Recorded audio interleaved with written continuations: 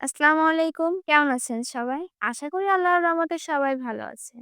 আজ আমি আপনাদের সঙ্গে একটা গল্প শেয়ার করতে এসেছি। তো চলুন বেশি দেরি না করে গল্প শুরু করা যাক। আমি একদম ছোট থেকেই হাত ভর্তি মেহেদি দিতে পছন্দ করি। যখন আমি নিজে মেহেদি পড়তে পারতাম না, অন্যকে বলতাম আমাকে একটু মেহেদি পরিয়ে দাও, তখন আমার খুব ইচ্ছা করত আমাকে যেন সে হাত ভরে মেহেদি পরিয়ে দেয়। তো সবসময় এই বায়নাটা আমি করতাম। আর একটা পর্যায়ে গিয়ে নিজেই একা একা দিতে শিখে যাই। আমার সবসময় মেহেদি পড়তে ভালো লাগে। হাতে যদি মেহেদির রং উঠে যায় তো আমার কেমন জানি আর ভালো লাগে না। যার কারণে হচ্ছে আমি নিজেই যা পারতাম তাই দিতাম। আর সেখান থেকে আজ এ পর্যন্ত। আপনারা কেউ কি আমার মতো আছেন? থাকলে অবশ্যই কমেন্ট করে জানাবেন। আজ আমি আমার হাত ভর্তি করে মেহেদি দিব।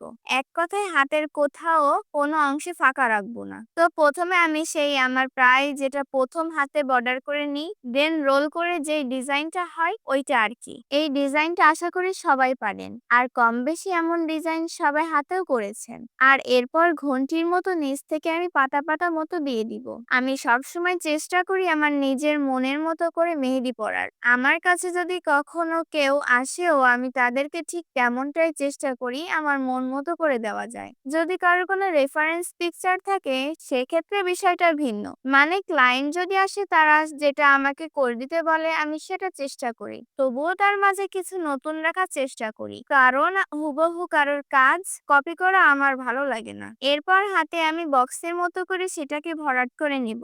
এরপর হাতে আমি বক্সের মতো করে সেটাকে ভরাট করে নিব। এরপর হাতে আমি বক্সের মতো করে সেটাকে ভরাট করে নিব। গ্রামের বাড়িতে বাঁশের চটার বেড়া দেখেছেন কেউ কখনো?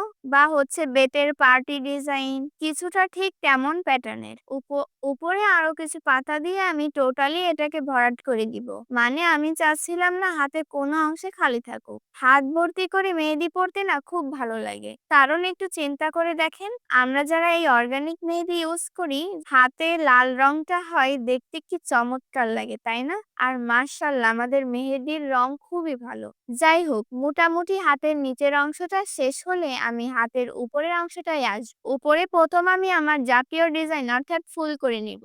এই ডিজাইনটা নিশ্চয়ই আমাকে যারা ফলো করেন বা যারা ডিজাইন আগেও দেখেছেন তারা অনেকবার আমাকে করতে দেখেছেন। আসলে আমার নিজের হাতে এই কাজগুলো করতে আমার সবসময় ভালো লাগে। যেহেতু আমরা মুসলিম অনেক সময় অনেকে পশু পাখি হাতে আঁকে। তো আমার এসব ভালো লাগে না। কারণ নামাজের একটা বিষয় আছে। সেটা তো বুঝতেই পারছেন। এই ফুলগুলো পুরো হাত ভর্তি ভরাট করে দিব। অনেক সময় আপনারা আবার এই ডিজাইনগুলো খুবই পছন্দ করেন। তো হাত ভর্তি ডিজাইনটা শেষ হলে আমি নখেও সেম ফুল রাখার চেষ্টা করব।